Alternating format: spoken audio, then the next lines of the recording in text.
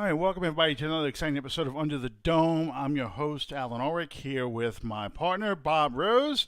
How you doing tonight, Bob? Good evening, Alan. I'm hanging in there. Hope you're doing well. Hope all you viewers are doing well too. Oh yeah. So Saints minicamp started today. We are looking now at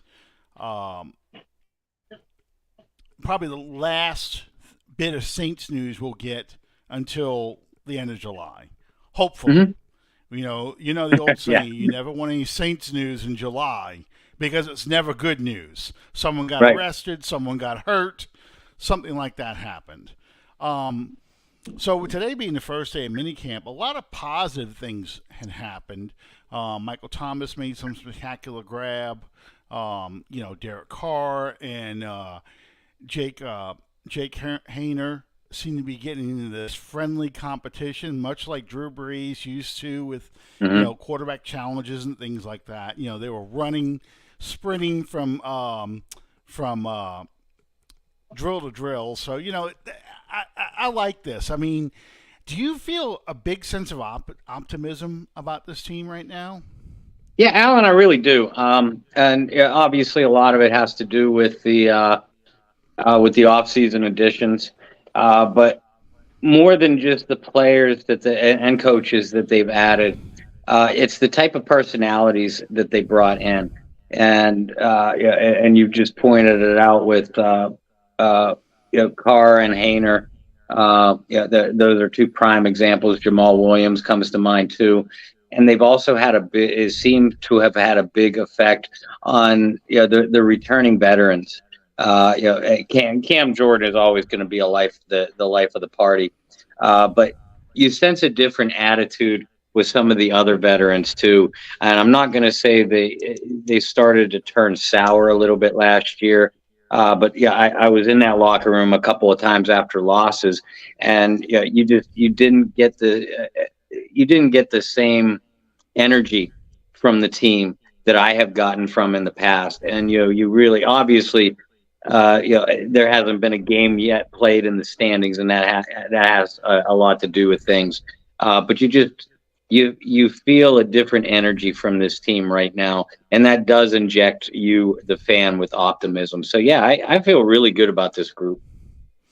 I do too. I feel like this entire offseason was first off Dennis Allen saying, "This is my team Hmm. now. This is no longer Sean Payton's team." We've talked about this before, but really making a statement now. This is my roster and my players. And the changes in the coaches, now the players are hearing new voices, especially on defense. Um, so there is sort of an energy to this now that just wasn't there before. And I'm not saying that they quit on Dennis Allen or anything like that, but it just feels like I think I put this out there. Oh, happy birthday, Jerry! Happy Happy birthday, Jerry. birthday. I think I put this out here a few weeks ago. But basically, if this team had gone through a 3-13 season in 2021, and Dennis Allen was the coach they hired, and he brought in all new players and all new coaches, and went 7-10 with that roster, an all new roster, I think people would have been a little more. I don't know. The honeymoon period would have lasted longer. People were a little bit Hmm. more forgiving of him. So last year felt like the substitute class. This year feels like, okay, this is his team. This is my statement on what I want to do. These are the players I want to bring in. This is the vision I have for this team and so forth that we just didn't get last year. I mean, I think that's a big reason for optimism too, because it felt like, especially with Peyton just hanging out there, you Yeah. know, is Peyton gonna just be take a year off and then come back? Is he? What's he gonna do? All that stuff. I got Sean Payton playing in the background, but I just felt like there was a Peyton kind of hangover on the team that seems to be gone now. I'm really excited about this season. I really am. A lot more excited than I have been, honestly, for the past 3 seasons. Probably since 2019, and 2019 only because I wanted that revenge tour because we didn't get to the Super Bowl in 2018. But 2020, it felt like how much longer can we keep doing this? Mhm. How much longer are we going to squeeze another year out of Drew Brees and everything else? So, and that kind of played itself out in that season. Even though they won 12 games, and we act like they didn't win 12 games a lot of times. They don't act like we won 13 games in 2019 and 12 games in 2020.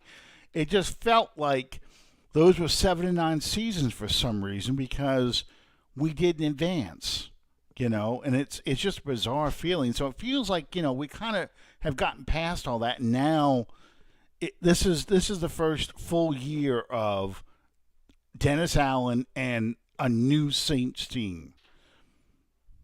You're absolutely right. And we talked at the beginning of the segment about the player energy, but you feel it out of the coaches too. And I understand why a lot of people soured on Dennis Allen last year. I had a hard time not souring on him because I thought the entire coaching staff, starting with him, did a lousy job in 2022. Having said that, I also felt like he deserved the right to coach his team. And he didn't have that opportunity last year. Mickey Loomis and especially Gail Benson decided very quickly. In fact, I don't ever think firing was an option. Yeah, I don't either. So they decided pretty quickly, if not immediately. All right, DA, we're going to give you your chance to form and run your team. And I do think, and I've said this before, if the Saints don't get off to a fairly strong start in 2023, Dennis Allen's seat gets it was barely lukewarm last year. They get off to a poor start or a lukewarm start this year, his seat's going to get very hot very, very quickly. But I mean, let's not point to potential negative yet. I see a different looking Dennis Allen too. He seems like a confident guy. More confident than I've ever seen him. Certainly all of last year. These defensive guys that he brought in, and I knew of a couple of them, through their career. They're all very, very intense guys, and that's gonna matriculate, to use a Hank Stram term, matriculate through the defense. And Derek Carr, the energy that he brings offensively, he's going to inject a lot of life into those skill positions. He already is. You see it through OTAs and this first day of minicamp already. Well, and I'm glad you mentioned him because I was going to talk about him next. Since he's gotten here, and I'm following him now on Instagram and the rest of social media too, but since he's gotten here, it's like he took pages out of Drew Brees' playbook. He has embraced the city. He is going out to the restaurants. He was out fishing, I think in Cocodrie last weekend or something. He is showing that he loves the city and loves this opportunity. And I think that he is looking at this as a second baptism for him. That this is an opportunity to just restart my career, do all the things I wanted to do when I came out of college, came out in the draft, and wanted to be a big star. I now have that opportunity to do that with this new team, just like Drew did when Drew came in 2006. So I think that's part of the reason why I'm feeling this optimism, because Derek Carr seems to be generating a lot of optimism right now, and I thought he was a good quarterback on a bad team when he was with the Raiders. Hmm. I didn't say he was elite. You know, a lot of people feel like, you know, either elite or you're garbage. And Yeah. I don't think he's elite, but I think he is a very good quarterback who has the opportunity to be extremely successful playing in this city, in this system, in a dome. You know, Yeah, I it couldn't agree just more. Anybody, even a Saints fan, even a longtime Saints fan, and I've I've loved Drew Brees since I first saw him back at Purdue. So I've been a big Drew Brees fan for a long, long time. mhm. But any Saints fan that tells you that they believed that the Saints were getting an elite quarterback when they signed Drew Brees in 2006, they're liars. They're flat out liars. And we all know what Drew Brees became.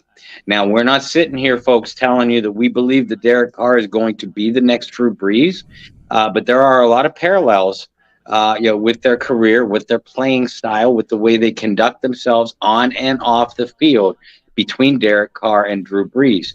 And Drew has always talked about, once he got to New Orleans, and obviously he stepped into an awful situation socially.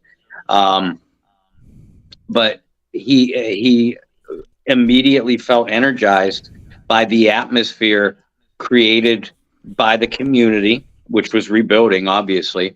And by his new teammates, by his new coaches. We hear Derek Carr saying some similar things. Now, obviously, socially, it's a far different structure, than the utter tragedy that the Breeze family walked into. But outside of that, I agree with you, Alan. I think Derek Carr, he's stepping away from one of the most dysfunctional franchises in all of professional sports, and stepping into a very stable environment, very embracing by the fan base, a rabid fan base at that. I know Oakland fans have a reputation, but that's only a small percentage of them. Really, really, the Oakland Raiders have not had a strong, wide range of fan base for a long, long time. And then, of course, the team moved to Vegas a couple of years ago, and really has no consistent fan base at all. So this is a very new experience for Derek Carr, and you could tell that he loves it. That was one of among his first comments once getting to New Orleans was just absolute wonderment. On social media and the streets in the Gulf Coast region, about how rabid this fan base is. Now, obviously, it could turn on him in a heartbeat, but I agree with you. I think on the field, he hasn't shown himself to be a great quarterback, but I've always believed that he was a very, very good quarterback. Certainly, I'd put him in the top 10 to top 12 range. And a guy in that range is a guy that you can win a lot of football games with, and with the right team around him, certainly be a contender for a championship. You know, going back to Andy Dalton, when we had Andy Dalton playing for us last year, Dalton really had, it didn't feel like it, but had a career year as far as completions Mm-hmm. and, the things that he did. Now, granted, he turned the ball over and cost us some games and wasn't that great or decisive a quarterback, but Andy Dalton was on the downside of his career. He is now a backup. He is not a starter in the league anymore. But here he is starting for the Saints, and he is still operating the offense at a somewhat efficient range. I mean, he made Chris Olave, have a great rookie season. One Mm-hmm. of only three Saints receivers to ever get 1,000 yards, their first year.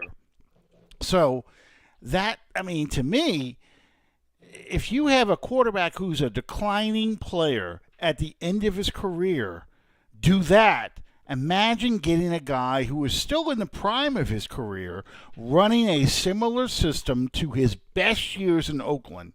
To me, I love this. Now, I can hear the Jameis Winston people. Sure. How come you didn't feel like this about Jameis Winston? How come you weren't this excited about Winston? Okay, so Winston never played in a system like this. Winston played in basically a bombs away kind of system, which resulted in a lot of turnovers. Winston showed, he has tremendous talent, but he's never shown the consistency. Carr's got the skins on the wall. Carr does have some negatives, but I'm just talking about when he was running John Gruden's offense, when he was running even Jack Del Rio's offense to an extent, he was having career years. He was able to lead the Raiders to the playoffs. The only reason why he doesn't have playoff wins, one of them, he broke his leg 2 weeks before the before the playoffs, and the Raiders would have been favored in that game had he been able to play. So that he has shown me more as a player, not talent-wise, just being able to run an offense than Winston did. So I just feel far more confident about him than I did about Winston when Winston was supposed to take over. Yeah, Alan, and it's not. I've always been a Jameis Winston fan. I legitimately like the kid, and I root for him as a player. But it's a scheme fit, it's a system fit that we're talking about. And Winston, even from the start, he felt like a square peg trying to fit a square peg in a round hole. Now he did the best that he could. He took care of the ball for a while, very well, frankly. In his first year, Sean Payton's last year. But you started to see some of that hero ball coming out in Jameis last year, and I think had he remained completely healthy, I think you are talking about a Saints team that probably wins the NFC South. But given how bad the rest of the division is, but probably doesn't go much further than that. Because I also think we would have seen Jameis Winston turn the ball over a lot because he didn't have the skill positions around him and the coaching staff willing or able to tailor their scheme to what he does best. So, it still would have been a very erratic up and down offense all year long. And with Derek Carr, and we also talked about the possibility of Garoppolo in the offseason. I think Garoppolo, health issues aside, would have been a solid fit too. But Derek Carr, I've always felt like since they signed it, since he became available, I always felt like that Derek Carr would be a much better fit in the New Orleans Saints system than what Jameis Winston ever was. That is really the key here. When we talk about these quarterbacks, we're talking about fit, and we're talking about designing the system that works. You still have Pete Carmichael, so you still have that Drew Brees-centric offense. So you need to find a quarterback who has similar strengths to Drew Brees. And, a guy like Garoppolo, a guy like Carr fit that description better than a guy like Winston. They were able to make Dalton do these things because Dalton was probably, if Drew Brees plays in 2021, Dalton is probably around the same level of arm strength and declining talent or declining skills as Brees was at the end of 2020 and 2021, and why Brees decided to step aside. So you would have, to make Winston work in this kind of system, really would have taken a reinvention of the offense, and probably drafting all new kind of players around him to take advantage of those strengths. And I just, at this point, I don't know if you're willing to make that kind of commitment to a guy like Winston that you can look and say, well, look, that guy better fits what I want to do. So, and I've always looked at Carr from afar as saying, I like this guy. If the Raiders are ever stupid enough to get rid of him, I'd love to get him. And there's been several quarterbacks like that. I've said, if that team was ever stupid enough to get rid of him, I'll be glad to take him because you don't know what the hell you're doing with him. And you see that. And that's why guys have gone to other teams and become better players at those teams. Why did it take so long for a guy like Kurt Warner to become a great player? And why was he so bad in New York that he got benched? Right. And that, he gets over to Arizona, takes them to the Super Bowl. That guy right there, Jake Delhomme, another guy, that he had to be in a certain system that did certain things that took advantage of his strengths. He wasn't a guy who could play in any system. Mm-hmm. And that part gets lost in a lot of these conversations that we have about, players in general. And speaking of which, so we've talked ad nauseum about Hunter Renfrow and DeAndre Hopkins. Well, the Vikings apparently are doing what the draft people, the draft nerds, the cap nerds, everyone else says the Saints should have done. They're dumping good players to get a bad season so they can recoup their cap money and also get high draft picks to rebuild their team. Dalvin Cook has been the latest. They got nothing for him. They just released him. Yeah. So that's even more insane because that's a team that won, 13 games with taking the lead either at the end of the game or in the final 2 minutes of the game. Yeah. So their margin of error was so small that getting rid of good players doesn't make much sense. So Dalvin Cook, I saw you had an article a few days ago about him coming to the Saints. I know you wrote this because you anticipate everyone having these conversations. Should the Saints get him? Should the Saints sign Dalvin Cook? In a word, no. But the article had more than one word in it. Yeah. And I'm going to throw this out there because I'm frustrated. I'm not the people that tune into this show, the people that tune into my Bayou Blitz show. You guys are very few of you, if any, are responsible for doing this. But if you could be kind and pass the word around and get our backs, people have to read the frickin' title before they comment on an article. If you're dealing with Bob Rose, there is no quicker way to get yourself banned, blocked on my page or banned from a group that I run, than to comment on an article that you obviously didn't read or couldn't read any further than the title. And I could say this about, I write 8 to 10 or more articles per week. I could easily say this about 7 or more of those articles about people commenting and not reading titles. Anyway, the article about Dalvin Cook, it was put out that Eric Edholm of the NFL.com, posted his own piece about, he listed what either his or NFL.com's best fits were for Dalvin Cook. And of course, I clicked on the article and I read it. And the New Orleans Saints were on that list. Now, I won't lie, that made me laugh out loud because it's just another one of many, many, many, many, many instances where a national writer or a national site comments on something to do with the New Orleans Saints without perhaps ever watching the Saints actually play the game of football. But Eric Edholm wrote this piece listing Dalvin Cook as or listing the Saints as a possible destination for Dalvin Cook. My piece was quoting that piece and then an editorial opinion, my own, on whether I believe this to be true or not. Folks, again, click on the article.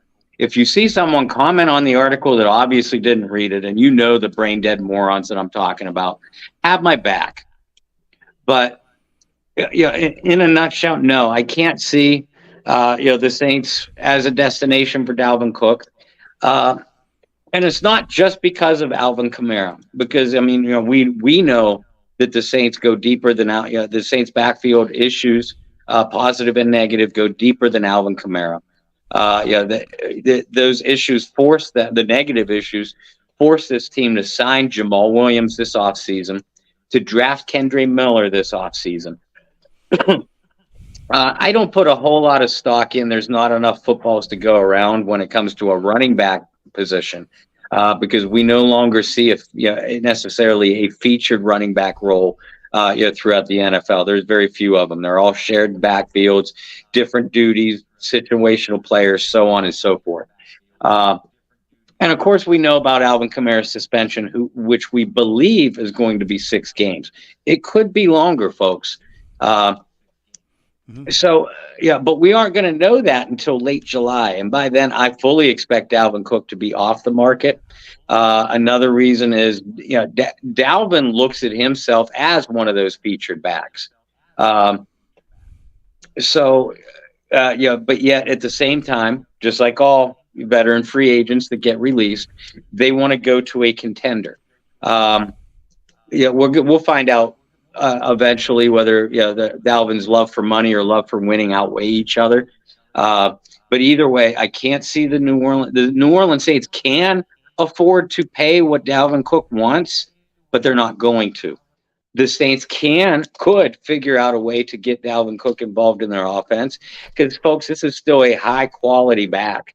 Dalvin is. Go ahead. So they could figure out a way to get him involved. We on a delay? Go ahead. Yeah, I don't know what's going on. We're like on a half-second delay or something going on. I was just going to say, I think a lot of these national writers are looking at things like, okay, you don't have Alvin Kamara, so what are you going to do for a starting running back? And you're right. When these sports writers and these players are looking at teams, when they say it's about going to a contender, it's about getting the money. When they say it's about getting the money, it's about getting the money. Cook is going to go to any team that pays him. That's what he wants. If the Kansas City Chiefs offered him the league minimum, he's not going there. But if the New York Jets offer him $10 million, he's going to the Jets. That's just the nature of these players. DeAndre Hopkins, I think, just met with the Titans. And the Titans are in basically a rebuild mode. They're talking about, tanking for Caleb. One of the teams that may be tanking for Caleb, and DeAndre Hopkins is talking to him. Why? Because they're going to pay him. They will pay him. So it's comical when they try and figure out where to put these guys, because teams are looking at running backs and receivers now more as replaceable players. If you're going to put money into a player, you're going to put money into a quarterback, you're going to put money in your offensive line, defensive line. You're not going to put the money into skill position players anymore. You're not paying the running backs. You're not going to pay the wide receivers the big money. You're going to, if you do pay a receiver or a running back, you do it in a rental agreement with the idea, I'm just going to move on. I'll use them to get to where I need to go, and I'll move on from there.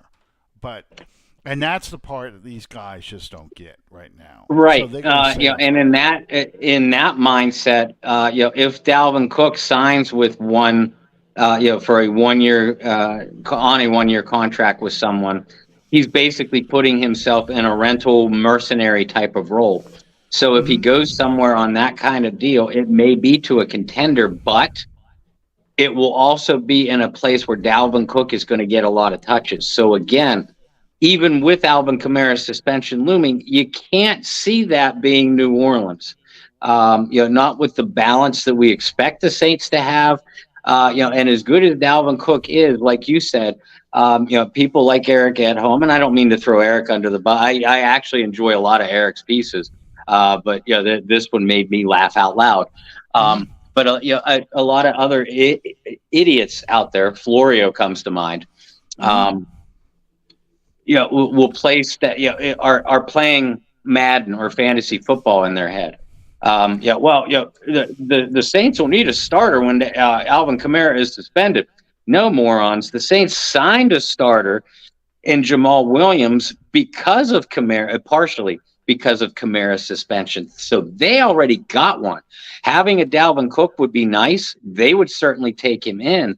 But, again, if Dalvin ends up signing somewhere on a one-year deal, he's only setting himself up for bigger money in 2024. To get that bigger money, he's going to have to get a heavier workload than he would get with the New Orleans Saints. Right. So, and the other thing, too, is the last time we took a next Vikings running back, Adrian Peterson, we had Alvin Kamara sitting on the bench, and Kamara was so good. Even Peterson said, look, they had to make room to get him the ball. I understand them letting me go and trade me to the Cardinals because this guy is going to be something special. They got to feed him the ball. So let's just pretend that Miller is this year's Alvin Kamara. So you bring a guy like Cook in, you're going to start benching him in favor of Miller if you think Miller has got a greater upside than an aging Dalvin Cook. You certainly think so. Yeah, he's got to go to a team, unfortunately, that doesn't have a running back or doesn't have much of a running game, and he can be the bell cow. Yep. I'm looking at, if we're talking about big name teams, I'm looking at you, Dallas. You've got Pollard, but Dallas fits the bill. Washington to an extent. And these aren't a lot of these aren't contending teams. Maybe you might be able to con your way into Buffalo, although I don't know if you'll fit that offense. Right. I can't see him fitting that offense, but Buffalo was named, by Ed Home. But again, you're not playing Madden or fantasy football here. You got to look at scheme fit. And Dalvin is a pretty good receiver out of the backfield, but he Dalvin is pretty good, a solid receiver out of the backfield, but not the type of player that fits Buffalo's system and what they want to do offensively. Exactly. So you're looking at maybe New England, but New England, you're not going to get the ball, be the bell cow for that team because that's not how Belichick operates. Maybe you go to Denver. I can see that. Those are the kind of teams that you're going to be looking at, and those aren't going to be necessarily contending teams. Those are teams in transition right now. Yeah.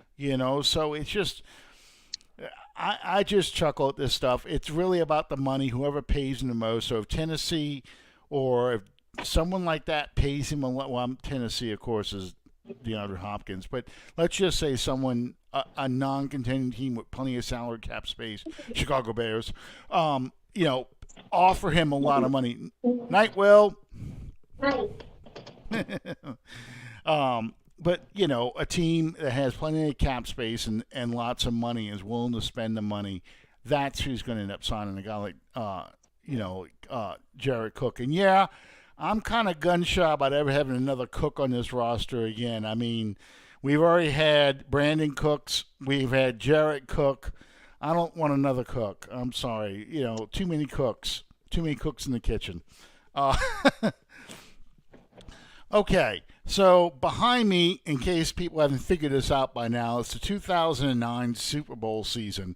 I picked that on purpose. Unfortunately, it sounds like, or looks like Mark Ingram is leaning towards retirement, which is why I have his jersey on tonight.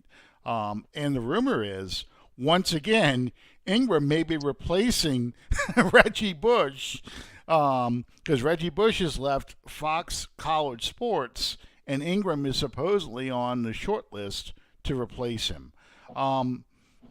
If Ingram does retire, how would you summarize his career as a Saint?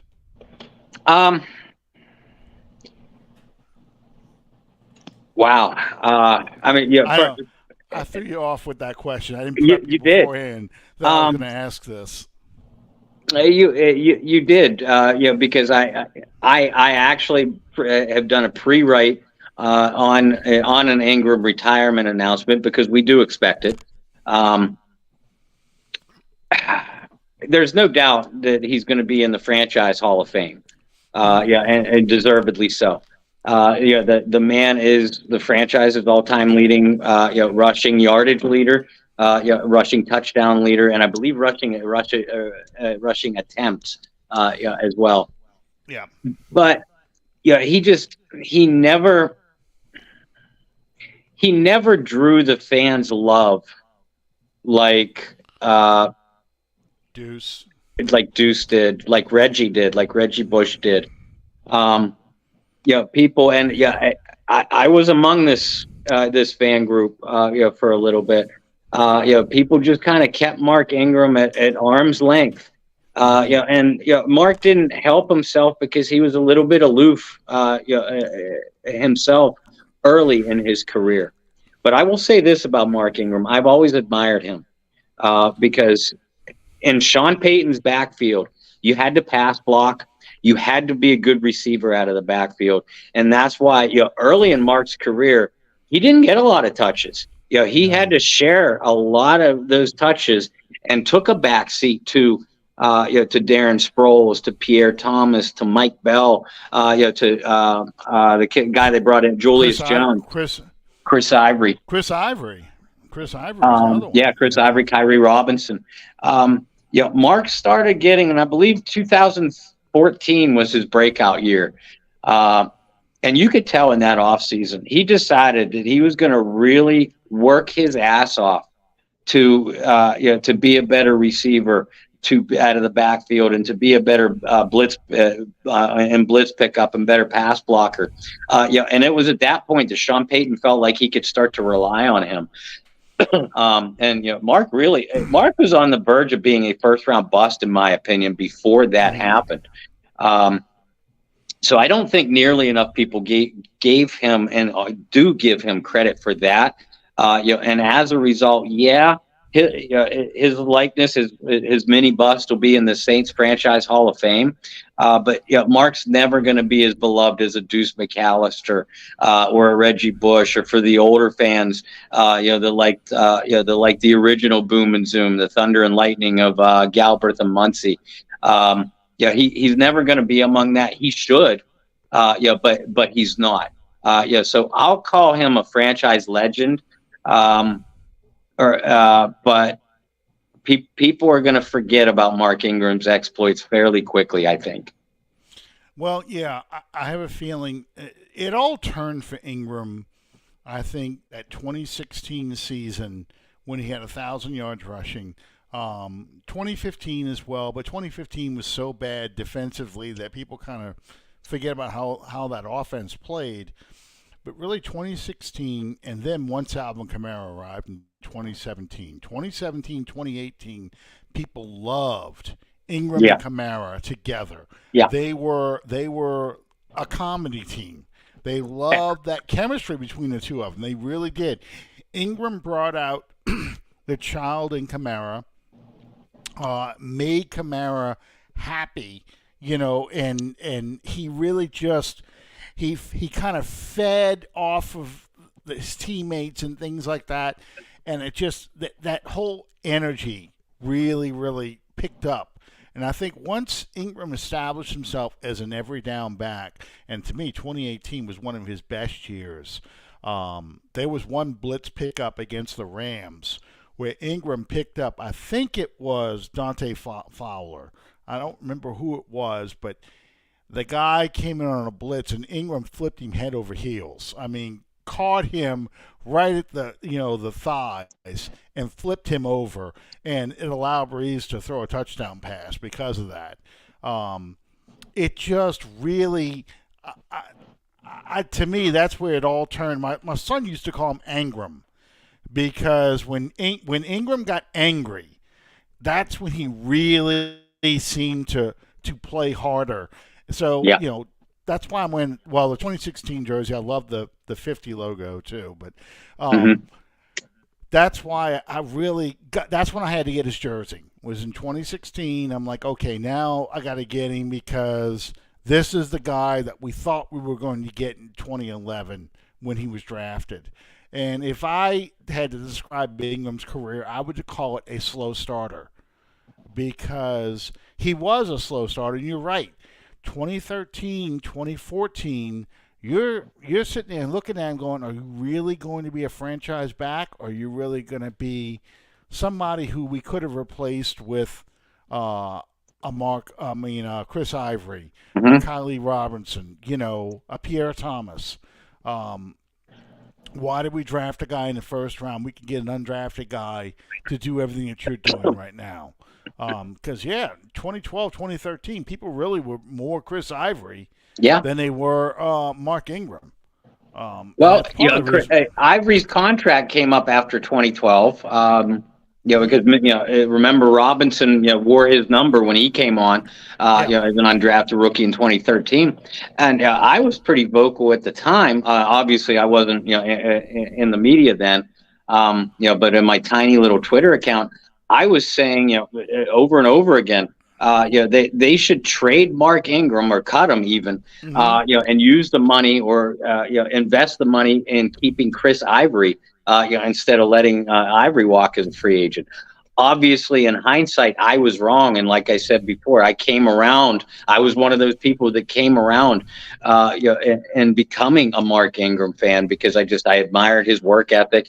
And like Matt says, he was so much fun to watch when he ran angry. Absolutely. I mean, and I think that's what really turned him for a lot of fans was when he started producing and started looking like the guy they saw at Alabama. Because for some of the LSU fans, the fact that you played in Alabama, that's a knock against you automatically. That's strike one, yeah. Yeah, they hated you at Alabama. If you ask the average Saints fan, who would you rather have? Jerry Jeudy or, Jamar Chase? 9 times out of 10, they're going to say Jamar Chase. They're never going to give Alabama players any kind of credit. They will always pick LSU players over that. So the fact that the Saints drafted an Alabama player bothered them enough. Yeah. So that was a knock against Mark that he had to overcome that. And if you're not being an instant star, then that's even worse because an undrafted guy is outplaying you. And I felt a lot like how you did about Chris Ivory with Ingram. I was kind of like, maybe we should just trade Ingram and just keep Ivory because he's cheaper. And if he gets hurt or whatever, we'll just go get another undrafted guy. Right. For a while there, I mean, it seemed like every time we turned around, we were grabbing an undrafted guy, and he was doing very well as a running back for this team until we got Travaris Cadet. But that's another topic altogether. But yeah, I was very happy that he came back to the Saints and got the rushing title because he deserved it. He was actually the longest tenured Saints running back in franchise history, if you look at it, because almost everybody else has had very short careers. We're talking 2011 to 2019, okay, and he came back in 2021, so he was only gone 2 seasons, right? Yeah. Two seasons in Baltimore, and then he signed with Houston, but was traded. And his only year was Houston, so he wasn't gone 3 full seasons. Okay, all right. So Deuce McAllister was here 2001 to 2008, so 7 seasons, and 2 of those seasons he was injured almost the whole season, 05 and 07. Chuck Muncie was here from 76 to 1980. He was traded after week 4 of 1980. Reuben Mays, 86 to 90, 4 seasons. Dalton Hilliard, 86 to 92, 92 was his last year. He left after the 93 season. So, after the 93 season, so 86 to 93. But again, injured plague season in 90. Got a little healthier in 91, but was injured again. So, it's just these running backs for the Saints had very short careers. George Rogers, 1981, he was gone by 84. Phillips sent him to Washington where he won a Super Bowl. But Galbraith came in 76 with Muncie. Wasn't he gone by 81 too? Yeah, he was gone by 81. He never played for the Saints. He traded him in the offseason. Bum traded him in 81. So, it's just... That's interesting, seeing the Kamara's coming in. Mr. Kamara's coming into his 7th season. Exactly. And what are we talking about with Kamara already? We're talking about, is this Kamara's last year with the Saints? That's why the all-time leading rusher for the Saints only has 6,000 yards. Right. Whereas you see other guys in their career, like Walter Payton, he was there from 76 to 89. 75 to 89. He was drafted in 75. 75 to 89, played his entire career with the Bears. Emmitt Smith, he had a shorter career, but he played all the way, to 94, 95, I think. He finished his career in Arizona. He did, but that wasn't until the late 90s. Emmett was in Dallas, I think, until 98 or 99. Okay, so yeah. That's true. That is true. So we just thought we just stopped thinking of the Cowboys as relevant after 95. That's all. That's exactly it. Well, it's like Sean. I had to think about, when did Troy Aikman retire? And that's shit. Jake Delhomme beat him on Christmas Eve in '99. So so he was playing all the way then. It's just the Cowboys they fell off the cliff. They really did. Once Jimmy Johnson's players started retiring or leaving, that's really when that team started to fall apart. A trained monkey could have probably taken that team in the Super Bowl in '94, and basically a trained monkey did, as far as an NFL. I was going to say he basically did. Because Barry Switzer, he was a college coach. He had no business coaching the NFL, and he's bootlegger's son. He was only picked because that was Jimmy Johnson's rival, and he knew Jimmy hated him. So that's why he picked him to run that team, to show that even your hated rival could run this team and win a Super Bowl. So, God, I was so pissed at that game. I was pulling for the Steelers so hard in that Super Bowl. I really was. And damn, that Neil O'Donnell made Larry Brown a millionaire. But, yeah, I was like, okay, I'm going off the rails here. But, do you remember after the onside kick, which is fitting, because what we're going to see in a few minutes here. But after the onside kick, Bill Cowher going up to walking onto the field, NFL films, I can still see the spit flying. Let's go! He's got the mouth out like that. Let's go! I'm like, I was saying the same damn thing after that. I said, if we can beat this super team, I would be so happy. But Neil O'Donnell had to throw 2 interceptions, and that was not a good day for Allen for Super Bowl 30. Bill Cowher, this is way off topic, but Bill Cowher was always one of my favorite coaches to watch on the sideline, because if I can envision myself as a head coach, it was watching Bill Cowher on the sideline with the jaw jutting and cursing and screaming at people, telling Greg Lloyd, I don't care what you do, just rush the quarterback. That's all you got to do is rush the quarterback. Well, I have a picture in one of my football books of Bill Cowher with his pissed off look on his face. I'm like, yeah. My wife's like, I've seen that look before. Uh-huh. The one where her favorite one was the one where the refs flagged Carr for 12 men on the field, and the picture came down. He looks at it, you could see him counting. His mouth was moving as he's counting, Mm-hmm. and he counts 11 guys. He runs to the official with the picture and shoves it in the official's pocket. That's how you know you made a bad call. I'm like, you are forever my hero for doing that, because I would totally do that. I get to echo an Allen line. That was against the Minnesota Vikings at Three River Stadium, and I was at that game.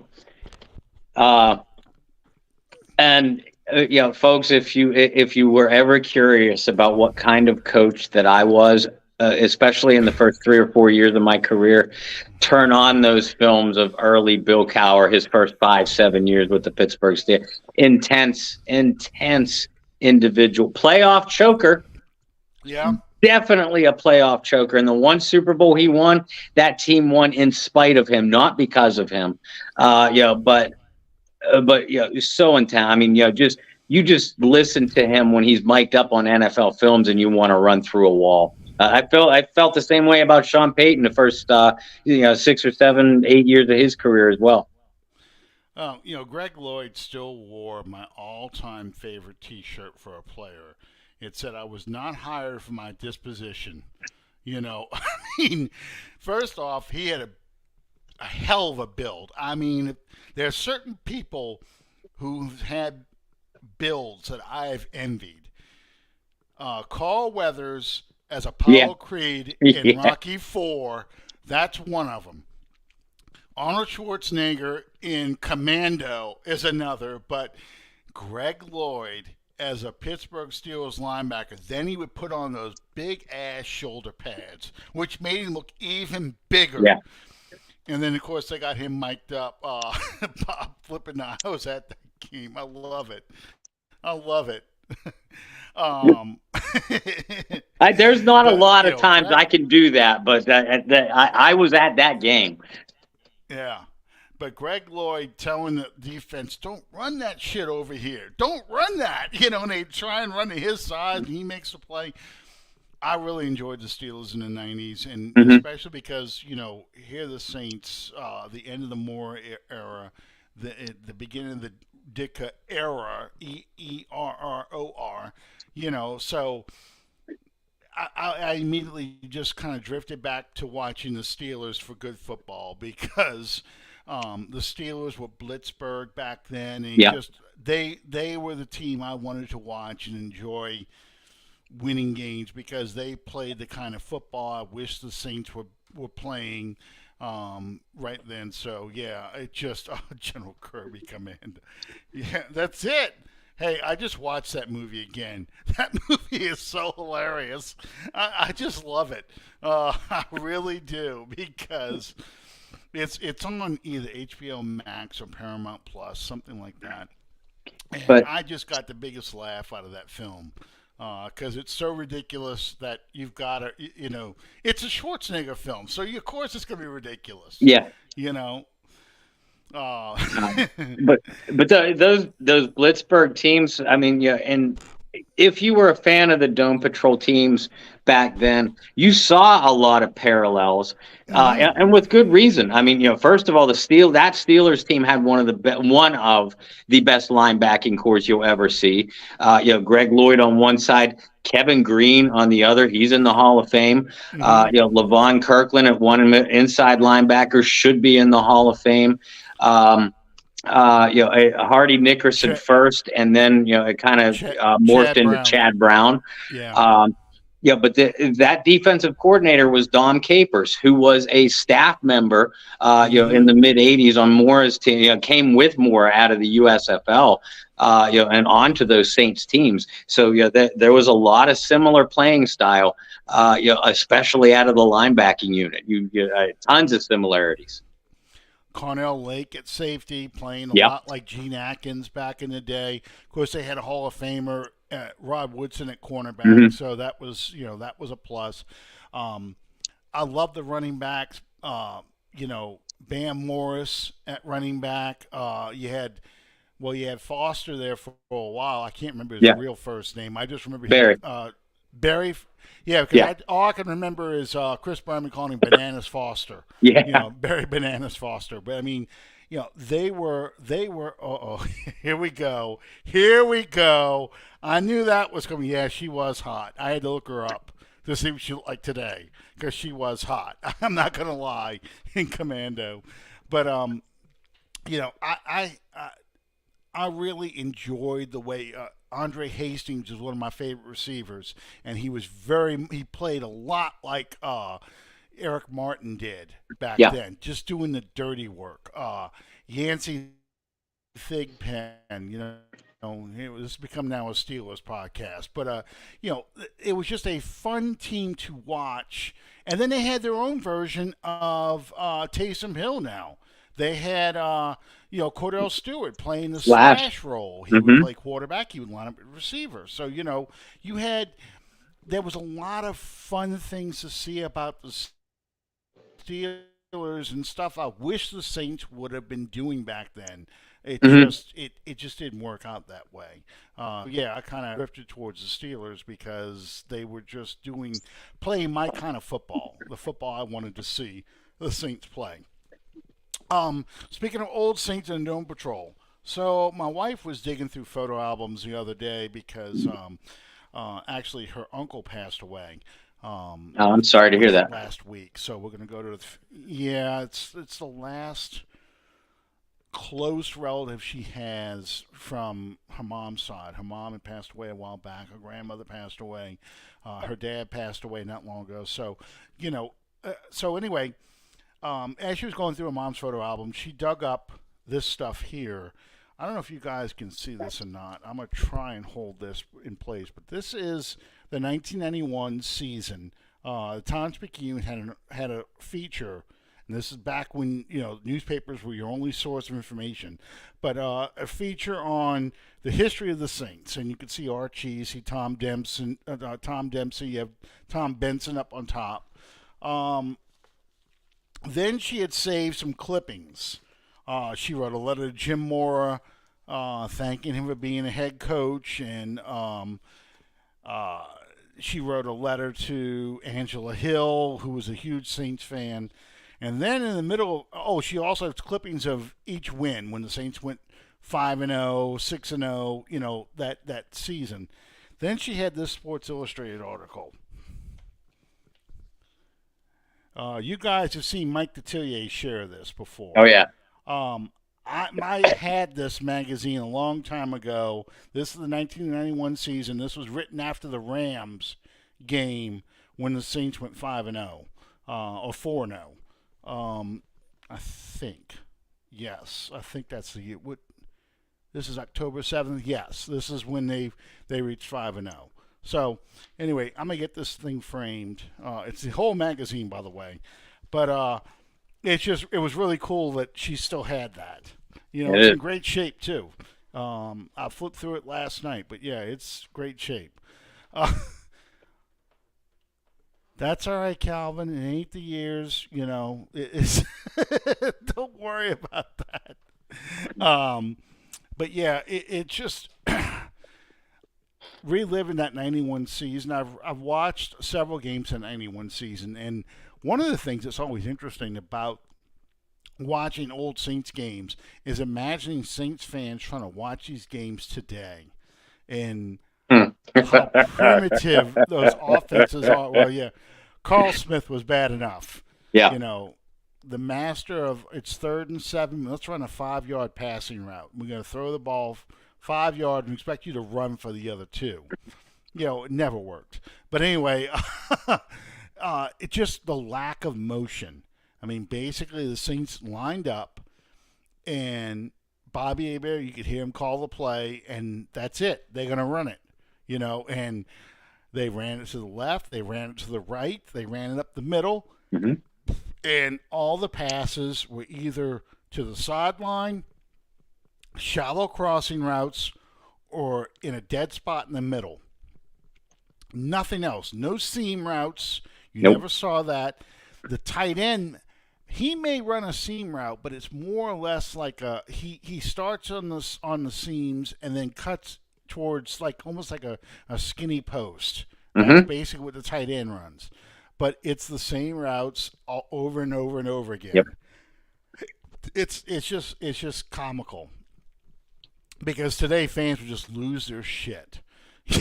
and it's field position. He plays field position Yeah. throughout the whole game. A punt. Once you got past the 50, you started thinking about field goals, and he got extremely conservative in the red zone every time. If he did throw it, they took one shot in the end zone on third down, not on first down. They took it on third down. When the defense is waiting for it. So Yep. it's fans would lose their minds watching Oh, the yeah. game. But the defense is just it was the total opposite because the defense ran creative blitzes. The defense would fake you out on stuff. The defense would you'd have Swilling and Jackson on the outside lineup as defensive ends, so it's like a 5 and 6 man front. And then one of them would drop off into coverage, waiting for a screen pass, or they'd run a stunt. You'd see somebody come up behind the nose tackle. Ricky Jackson would line up hide behind the nose tackle, and let the nose tackle grab the guy, and he comes shooting through, and there's Vaughn Johnson on the outside. It's just everything you thought you were going to see. Oh, there's ambush.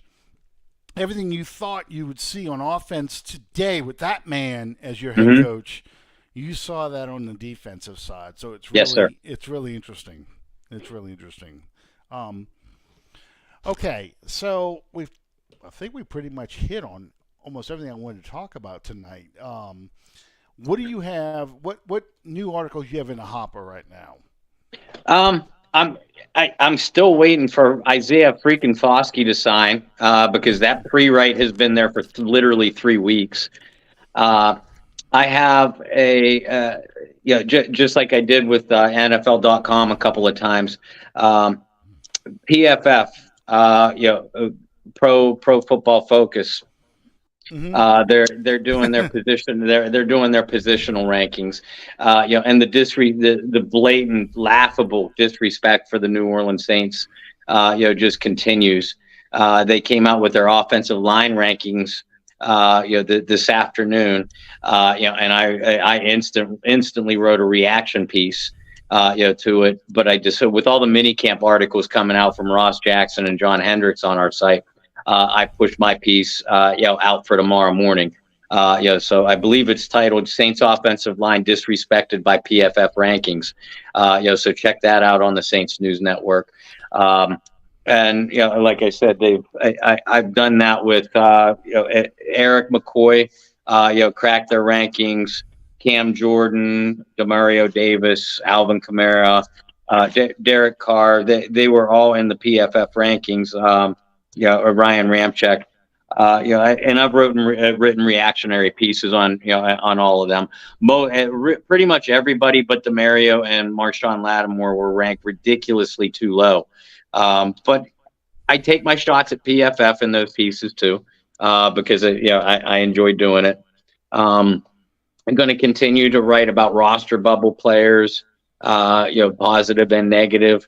There was a couple Saints receivers brought in or receivers that the Saints brought in for veteran tryouts today, at minicamp. So I'm gonna write a piece, and I won't lie, I'm gonna enjoy writing it. About Traquan Smith's days finally being numbered. And it's a question, but. The Saints are bringing in a lot of receivers this offseason, so I think it's a legitimate one. Just because there's going to be a dead period for the team between minicamp and training camp, we're still going to find pieces. I'm probably going to track down some of our ex-Saints friends, and not only get them on this show, on my show, on Bayou Blitz, but probably do written articles about them too. It's actually fun. And Alan, you've done this. It's a challenge, but it's actually fun finding content to write about, this time of year. I mean, so many things to write about during the season. in draft prep and stuff like that. A lot of those pieces just write themselves. The challenge is with those to avoid redundancy. This Mm-hmm. time of year, it's fun getting creative. It's fun writing. I have tons of fun writing about franchise history.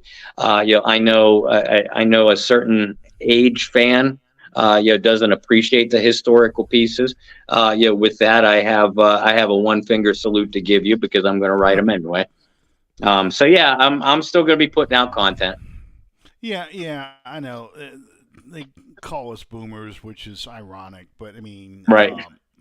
you know, it's because boomers, old fans, old head fans can appreciate the lulls in the team because you don't have that feeling of hopelessness. We started the show talking about optimism. And yeah, even during the 70s, you had a little bit of optimism that maybe this is going to be the year, but we're swiftly approaching the time where the amount of years it's been since they won this game, the Super Bowl, um, is going to be the length of time John Meekum owned the team, 19 Yeah. years. Yeah. That's 6 years from now. I say that, but 6 years goes very fast. Yeah. Yeah. Put this in perspective. Okay, so I was a kid in the 70s. Happy Days was a TV show that was set in the late 50s, Mhm. taking place in the 70s. So about a 20-year difference. So that will be the equivalent today of seeing a show that took place in 2003. I mean, when you think about that, you're like, oh, wait a minute, really? Really? But yeah, when you're a kid, the time seems to take forever. It just stretches forever. But then Mhm. as you get to be an adult, the time, between, yeah, Peyton's years, Breeze's years for the Saints seem to go by so fast. Um, and it seems like, yeah, here we are on the cusp for another football season, another year. Those Steelers teams we were just talking about, that was 30 years ago. Yeah. I mean, it doesn't feel like there's a lot of players who unfortunately have passed on. Kevin Green is one of them. Mhm. But it doesn't feel like that's been 30 years No. since those teams. It feels like that was just, a few seasons ago. So, yeah, so when you write these historical pieces for fans who became fans when this game happened, or fans that became fans when the Saints rebirth happened after Katrina, whatever,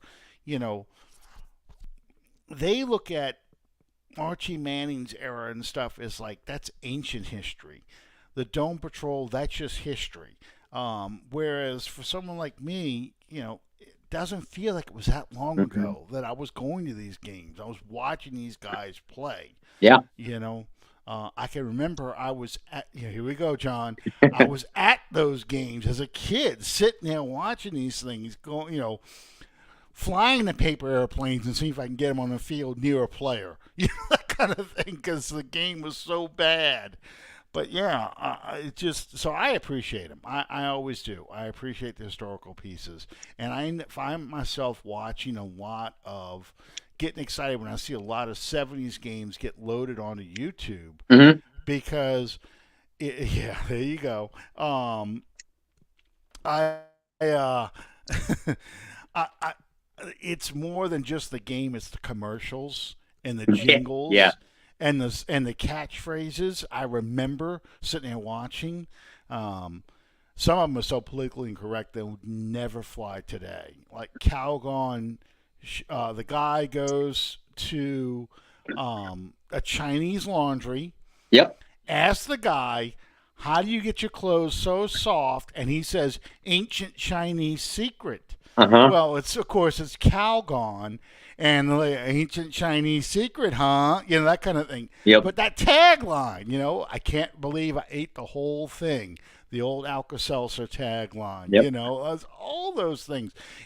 And of course the Lowenbrow commercials just make me laugh to no end. But I'm watching these games. Oh, the greatest moment in history, right there, Yep. right there. Right there. My mom sitting there crying, going, I can't believe we're going to win the Super Bowl. I can't believe the Saints are That's a winning the fitting way to Super wrap Bowl. up the show. I caught it out of Yeah, the corner of my eye, and I'm like, that's a fitting way to wrap up tonight's show. it really is. I mean, I put this on purpose, the 2009 season wrap up. But it just, I was at my parents' house. We were there. My grandmother was there, so she had been there since the beginning with the Saints. And we all just sat and watched this, going, I can't believe this happening. Of course, my kids think this is going to happen all the time, Mhm. and the rest of us just like, I didn't think this would ever happen. I honestly did. And we were all doing the same thing they're doing on the sideline. I mean, it just was so special, you know. And my wife, of course, is like, "There's still time. Peyton Manning could come back." And we're like, the scars. So, what you have going on the Bayou Bliss tomorrow night? We're at Brendan. I forget what he has going on, but Brendan has a commitment of some kind. So we had to move this week's show till Thursday. Yeah, which actually isn't a bad thing because it'll allow us to give you a full Saints Absolutely. recap of minicamp. Because to see if anybody else got tweaked. Rashid Shaheed did tweak a groin injury. Well, he Mm-hmm. tweaked the groin injury in OTAs, but it kind of came out today. Folks, there's nothing to be concerned about. They're gonna be cautious with him. I would be shocked to see Shaheed participate in any mini camp drills, but he'll be ready for training camp. So we'll give you any more updates on Shaheed and any other injury situations, and just things like that. All the latest Saints news, and we'll do our own mini camp wrap up before we get into our own off season activities and interviews and things like that. Absolutely, absolutely. Well, I'm gonna catch you guys on Thursday night because I I really I like the. It's hard to get excited. And I always caution people: don't get excited about guys running around in shorts and shells. Mm-hmm. But get excited for this Yeah. because this is the first taste you get. This is the preseason of preseason here, where you actually see the complete team together and you get an idea of what they're going to do and what kind of energy and stuff they have. Somebody asked the other day if they have tickets to minicamp. They don't let they don't let the fans come to the minicamp because there's so much installation. There really isn't. It's not like training camp where they have drills and they got things they want to accomplish. It's a teaching Yes. portion right here. Yes. It's installation, so they kind of want to have people all up to speed and actually doing significant drills for people to come out and watch. You're not going to see. I heard Pete Warner, for example, was like somebody said he was out there running with defensive backs. I don't know how accurate that is, but probably they were using him in the big nickel Yeah. formation. That's what they were doing. Yeah, and they're trying to figure out ways to get three linebackers out there as Mm-hmm. well as having a safety so they can just give them more options. And you can do that now. That's what happens here. Um, so, yeah, it wait till training camp. That's Mm-hmm. when you really get to see real football. Of Yeah. course, you'll be out there in August. I don't recommend, but you'll be out there in August. And yeah, they got tents and fans, but it's still hot as hell out there. There's no getting around it. But anyway, thank you guys for sticking with us tonight. And as always, we will have just fun content Mm-hmm. these next few weeks before training camp starts. And because you don't want Saints news right now, you don't Nope. want any Saints Nope. news.